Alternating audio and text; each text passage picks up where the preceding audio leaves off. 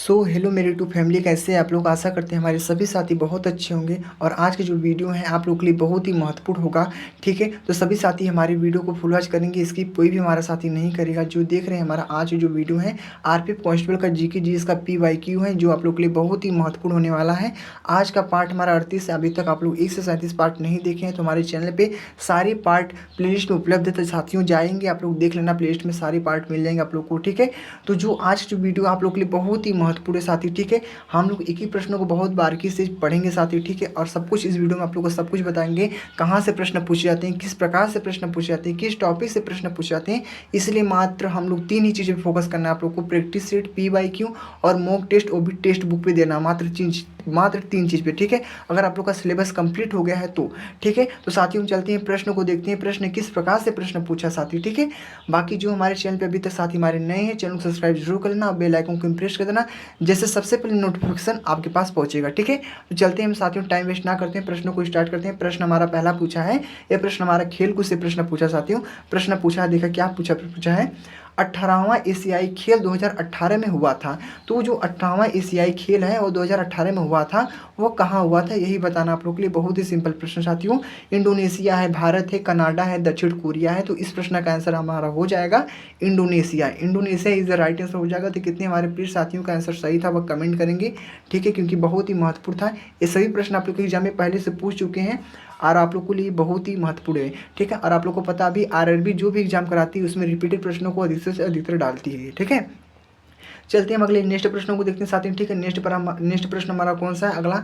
तो अगला प्रश्न आप लोग की स्क्रीन पे आज हमारा है दूसरा प्रश्न बोला है जैन धर्म से प्रश्न पूछा साथियों। ठीक है, तो जैन धर्म के अंतिम तीर्थकर कौन थे यही बताना आप लोग के, बहुत ही सिंपल, आप लोग बता भी सकते हैं साथियों। ठीक है, देख रहे नॉर्मली प्रश्न आप लोग के एग्जाम में पूछे हैं, ज़्यादा हार्ड लेवल के प्रश्न नहीं पूछे जाते साथियों। ठीक है, तो महावीर है, अनंतनाथ है, पार्श्वनाथ है, ऋषभदेव है। तो इस प्रश्न का आंसर हमारा क्या होता है। तो जो भी हमारे साथी को आ रहा है आंसर वो कमेंट करेंगे। ठीक है, बाकी आप लोग के लिए बहुत ही महत्वपूर्ण हमारा क्लास होने वाली है साथियों। ठीक है, तो इस प्रश्न का राइट आंसर आप लोग का हो जाएगा महावीर हो जाएगा। तो कितने हमारे प्रिय साथियों का आंसर सही था। ठीक है, Mahavir is the right answer हो जाएगा, ये आंसर आप लोग का राइट आंसर हो जाएगा। अब हम चलते हैं स्टेप अगले नेक्स्ट प्रश्नों को देखेंगे। हम लोग एक ही प्रश्नों को बहुत बारीकी से पढ़ते चलेंगे, देखते हैं मंजिल तक जरूर पहुंचेंगे साथियों। ठीक है, चलते हैं हम अगले नेक्स्ट प्रश्न को, अगले प्रश्न को पढ़ते हैं। आज हमारा अगला प्रश्न कौन सा आपकी स्क्रीन पे, आज हमारा तीसरा प्रश्न क्या बोला है, 1986 में बनाए गए कानून कोपरा का पूरा नाम क्या है। बस कोपरा का पूरा नाम बताना है, यही बताना है, बहुत ही सिंपल, आप लोग बता भी सकते हैं इजीली। आप लोग के लिए बहुत ही महत्वपूर्ण हमारा प्रश्न होगा।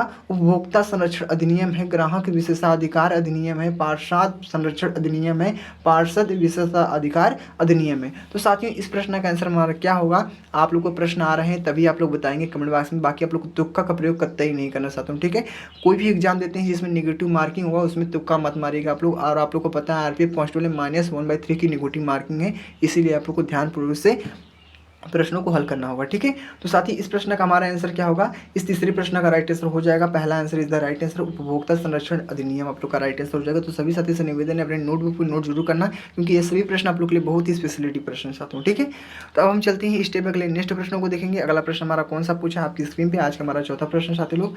तो चौथा प्रश्न को पढ़िए आप लोग अच्छे से और बताइए कमेंट बॉक्स में इस प्रश्न का आंसर। ठीक है, तो चौथा प्रश्न बोला है, निम्नलिखित में से कौन निर्धारित करता है कि लोकसभा का कोई सदस्य अयोग्य है या नहीं है। ठीक है, तो निम्नलिखित में से कौन निर्धारित करता है कि लोकसभा का कोई सदस्य अयोग्य है या नहीं है, यही बताना है। तो अध्यक्ष है, उपाध्यक्ष है, प्रधानमंत्री है, मुख्यमंत्री है। तो साथ ही इस प्रश्न का आंसर हमारा क्या हो सकता है।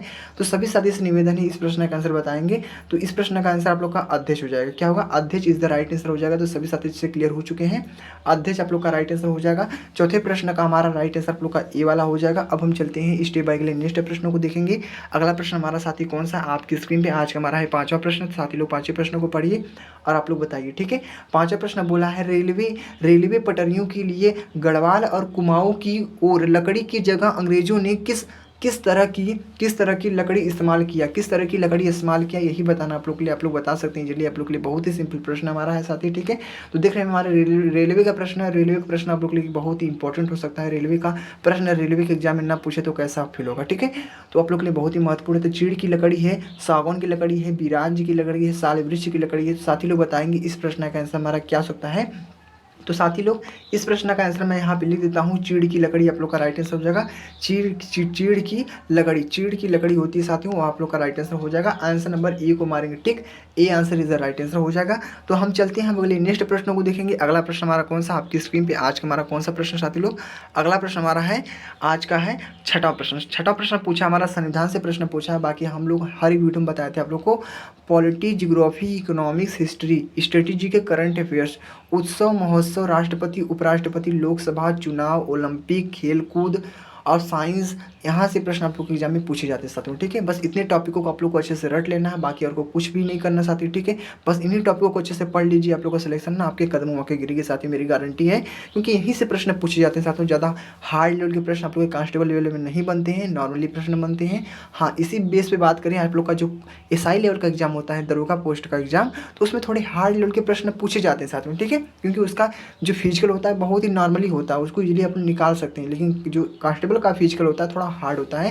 क्योंकि 5:45 पे 5 मिनट 45 सेकंड में आप लोग को 1600 मीटर की रनिंग को तय करना होता है साथियों। ठीक है, और इसका एग्जाम बहुत ही नॉर्मली होता है, एग्जाम को इजीली आप लोग कवर कर सकते हैं साथियों। ठीक है, तो अब हम चलते हैं, टाइम वेस्ट ना करते हुए अगले प्रश्न को देखेंगे। अगला प्रश्न हमारा कौन सा आपकी स्क्रीन पे आज का हमारा छठा प्रश्न है। छठा प्रश्न बोला हमारा संविधान सभा की पहली बैठक को हुई थी, संविधान सभा की जो पहली बैठक को हुई थी वो कब हुई थी, यही बताना आप लोग बता सकते हैं जल्दी। तो 26 नवंबर 1946 को हुआ था, 9 दिसंबर 1946 को हुआ था, 26 नवंबर 1949 को हुआ था, 9 दिसंबर 1949 को हुआ। तो सभी साथी बताएंगे इस प्रश्न का आंसर हमारा क्या सकता है। कोई भी हमारा साथी तुक्का नहीं मारेगा भाई। ठीक है, ये ध्यान रखना, तुक्का आप लोग को कोई भी एग्जाम में नहीं मानना। ठीक है, तो इस प्रश्न का राइट आंसर आप लोग का हो जाएगा 9 दिसंबर 1946 आप लोग का राइट आंसर हो जाएगा। तो कितने हमारे प्रिय साथियों का आंसर सही था वो कमेंट करेंगे। ठीक है, बहुत ही अच्छा प्रश्न था आप लोग के लिए, हमारा B answer is the right answer हो जाएगा। ठीक है साथी लोग, अच्छे से क्लियर हो चुके हैं आप लोग। अब हम चलते हैं अगले नेक्स्ट प्रश्नों को देखेंगे। ठीक है, हम अगले प्रश्नों को देखेंगे। अगला प्रश्न हमारा कौन सा पूछा है आपकी स्क्रीन पे है आज का साथी, हमारा है सातवां प्रश्न। तो सातवें प्रश्न को पढ़िए अच्छे से, आप लोग बताइए इस प्रश्न का आंसर क्या हो सकता है। तो बोला है भारत में महीना के दौरान उष्णकटिबंधीय चक्रवात की तीव्रता अधिक है। तो भारत में महीना के दौरान उष्णकटिबंधीय चक्रवात की तीव्रता जो है वो अधिक है।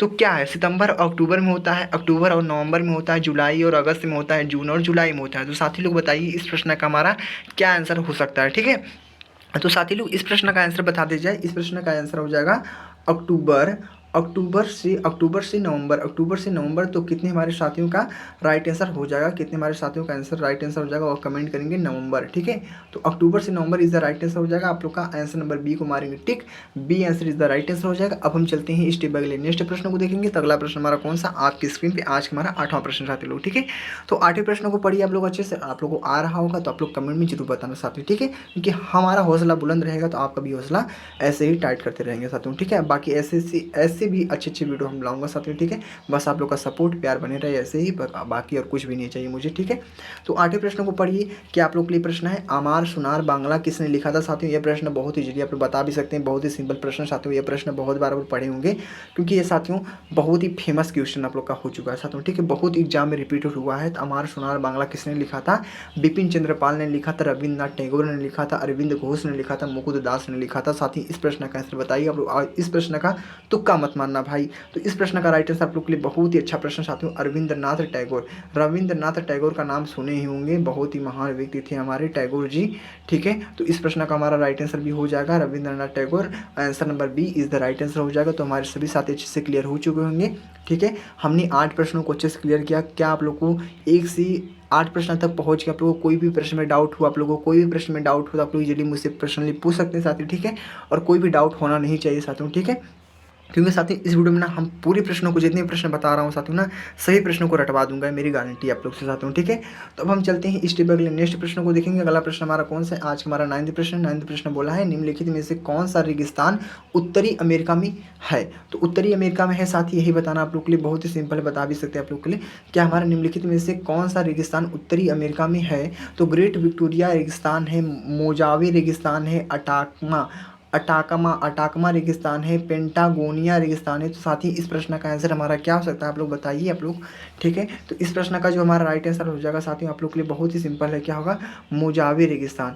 मोजावे रेगिस्तान इस प्रश्न का राइट आंसर हो जाएगा। तो कितने हमारे प्रिय साथी का आंसर सही था, वो मोजावे रेगिस्तान। तो क्लियर हो चुके हैं, मोजावे रेगिस्तान इज द राइट आंसर हो जाएगा। आप लोग का B answer is the correct answer हो जाएगा। अब हम चलते हैं स्टेप बाय अगले नेक्स्ट प्रश्न को देखेंगे साथी, ठीक है। हमने 9 प्रश्नों को बहुत ही अच्छे से क्लियर कर लिया। अब हम चलते हैं अगले नेक्स्ट प्रश्न को, ठीक है। तो अगला प्रश्न हमारा कौन सा पूछा साथी लोग, अगले प्रश्न को पढ़ते हैं। आज हमारा 10वां प्रश्न है। 10वां प्रश्न क्या है, 10वां प्रश्न आज का बोला है, एकेश्वरवादी सिद्धांतों को बढ़ावा देने के लिए 1814 में आत्मीय सभा की संस्थापक कौन थे। तो यही बताना है, एकेश्वरीवादी सिद्धांतों को बढ़ावा देने के लिए 1814 में आत्मीय सभा के संस्थापक कौन थे साथी आप लोग बताइए। ईश्वर चंद्र विद्यासागर थे, राजा राम मोहन राय जी थे, केशव चंद्र सेन थे, स्वामी विवेकानंद जी थे, ठीक है। तो इस प्रश्न का हमारा इजली आंसर बताइए आप लोग, इस प्रश्न का आंसर क्या हो सकता है। तो यहाँ पे मैं लिख देता हूँ, इस प्रश्न का राइट आंसर आप लोग का हो जाएगा राजा राम मोहन राय, राजा राम मोहन राय इस प्रश्न का राइट आंसर हो जाएगा। तो सभी हमारे साथी अच्छे से क्लियर हो चुके होंगे। आंसर नंबर बी को मारेंगे टिक, आंसर नंबर बी वाला आप लोग का राइट आंसर हो जाएगा। अब हम चलते हैं स्टेप बाय अगले नेक्स्ट प्रश्न को, अगले प्रश्न को पढ़ते हैं साथी लोग। अगला प्रश्न हमारा कौन सा आपकी स्क्रीन पे आज का हमारा है 11 प्रश्न, ठीक है। तो साथी लोग 11 प्रश्न क्या है, 11 प्रश्नों को पढ़िए। 11 प्रश्न बोला है हमारा, भारतीय संविधान का कौन सा वर्ग मौलिक कर्तव्य से जुड़ा है। तो साथी बहुत ही सिंपल है, आप लोग का मौलिक कर्तव्य से प्रश्न पूछा है। तो भारतीय संविधान का कौन सा वर्ग मौलिक कर्तव्य से जुड़ा। साथ में देख हमारा पॉलिटी का प्रश्न पूछा है। पॉलिटिक्स आप लोग के 10 से 12 प्रश्न पूछे जाते हैं, इजीली आप लोग को पता भी है साथी, ठीक है। तो इस प्रश्न का हमारा राइट आंसर क्या हो सकता है, धारा 51A होगा, धारा 13 होगा, अनुच्छेद 36 होगा, अनुच्छेद 19 होगा। तो साथ ही इस प्रश्न का हमारा आंसर हो जाएगा आप लोग का बहुत ही नॉर्मली प्रश्न 51A वाला इज द राइट आंसर हो जाएगा, ठीक है। धारा 51 एक इज द राइट आंसर हो जाएगा। तो हमारे सभी साथी अच्छे से क्लियर हो चुके हैं। अब हम चलते हैं अगले नेक्स्ट प्रश्न को, अगले प्रश्न को पढ़ते हैं, आप लोग को बताते हैं इस प्रश्न का आंसर हमारा क्या हो सकता है साथी, ठीक है। तो आज का हमारा 12th प्रश्न है, यानी आप लोग का 12वां प्रश्न। 12वां प्रश्न क्या पूछा है, बोला है संख्यांकी और कार्यक्रम कार्यान्वयन मंत्रालय के तहत एनएसएसओ क्या है। एनएसएसओ क्या है ये बताना बहुत ही सिंपल, आप लोग बता भी सकते हैं। चलिए आप लोग का आंसर क्या है, सांख्यिकी और कार्यक्रम कार्यान्वयन मंत्रालय के तहत एनएसएसओ क्या है। एनएसएसओ क्या है साथी लोग, क्या है, राष्ट्रीय नमूना सर्वेक्षण संगठन है, राष्ट्रीय सामाजिक सर्वेक्षण संगठन है, राष्ट्रीय सामाजिक स्थैतिक संगठन है, राष्ट्रीय सांख्यिकी सर्वेक्षण संगठन है। तो साथ ही इस प्रश्न का हमारा आंसर क्या हो सकता है। तो साथी लोग इस प्रश्न का हमारा राइट आंसर क्या होगा, इस प्रश्न का राइट आंसर होगा राष्ट्रीय नमूना सर्वेक्षण संगठन। इस प्रश्न का हमारा राइट आंसर हो जाएगा आंसर नंबर ए वाला इज द राइट आंसर हो जाएगा। आंसर नंबर ए वाला आप लोग का राइट आंसर हो जाएगा। तो हमारे सभी साथी चीज़ें क्लियर हो चुके हैं। अब हम चलते हैं अगले नेक्स्ट प्रश्न को, ठीक है। अगला प्रश्न को पढ़ते हैं। आज हमारा कौन सा प्रश्न आपकी स्क्रीन पे, आज हमारा 13 प्रश्न आ रहा है, आप लोग को कमेंट बताएंगे। देख सकते हैं हमारा ओलंपिक का प्रश्न पूछा, और अभी आप लोग को मैंने शुरू में बताया था ओलंपिक भी प्रश्न आप लोग के बनते हैं, ठीक है। तो ओलंपिक से प्रश्न बन चुका है। ओलंपिक का आदर्श वाक्य है, तो ओलंपिक का आदर्श वाक्य क्या है यही बताना, आप लोग बता सकते हैं सिंपली। तो तेज उच्चतम मजबूत है, अखंडता भाईचारा जगमगाता है, और करो या मरो है, और क्या हमारा है फाइटिंग प्राइड और फाइटिंग प्राइड को प्रोत्साहित करना, यही भाई आप लोग का बता सकते हैं। साथ में इजीली इस प्रश्न का हमारा आंसर क्या होगा, तेज उच्चतम मजबूत आप लोग का इस प्रश्न का राइट आंसर हो जाएगा। तेज उच्चतम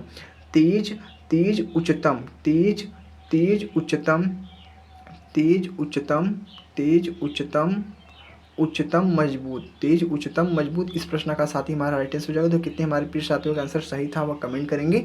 तो ए answer is the right answer हो जाएगा। अब सभी साथी से निवेदन है, सभी साथी से क्या करना है, आप लोग को जितने भी प्रश्नों को बता रहा हूँ आप लोग के लिए बहुत ही इंपॉर्टेंट, और सभी प्रश्नों को अपने नोटबुक पर नोट जरूर करना साथी, ठीक है। क्योंकि आपको एग्जाम भी बहुत नज़दीक आ चुका है, तो आप लोग को उसके पहले 4-5 दिन पहले सभी प्रश्नों को रट लेना साथ, ठीक है। एक सरसरी निगाह से भी देखेंगे ना तो आप लोग के सारे प्रश्न आप लोग के दिमाग में बैठ जाएंगे बहुत अच्छी तरीके से, ठीक है। और आप लोग को पता है, आप लोग को जितना हो सके उतना PYQ, जितना हो सके उतना प्रैक्टिस सेट को फोकस कीजिए, क्योंकि यहीं से आप लोग का प्रश्न फंसता साथ में, ठीक है। सिलेबस से ज़्यादा प्रश्न नहीं पूछा जाता, सिलेबस को बस अपने पढ़ना होता है, ठीक है।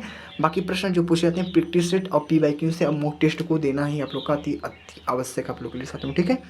अब हम चलते हैं स्टेप बाय अगले नेक्स्ट प्रश्न को, अगले प्रश्न को साथी लोग पढ़ते हैं। आजकल हमारा प्रश्न कौन सा आपकी स्क्रीन पे, आज का हमारा 14 प्रश्न है।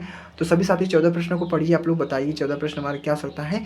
बोला है द्रव के सापेक्षिक घनत्व को मापने के लिए किस उपकरण का उपयोग किया जाता है, साथ ही बताएंगे आप लोग। बहुत ही महत्वपूर्ण आप लोग का प्रश्न हमारा है कि द्रव के सापेक्षिक घनत्व को मापने के लिए किस उपकरण का उपयोग किया जाता है। तो हाइड्रोमीटर का उपयोग किया जाता है, हैग्रोमीटर का, या एनोनिमस का, या वेंचुरी प्रभाव का। तो साथ ही इस प्रश्न का हमारा आंसर क्या हो सकता है, तो यहाँ पे मैं लिख देता हूँ क्या होगा, हाइड्रो का नाम सुने होंगे, हाइड्रोमीटर।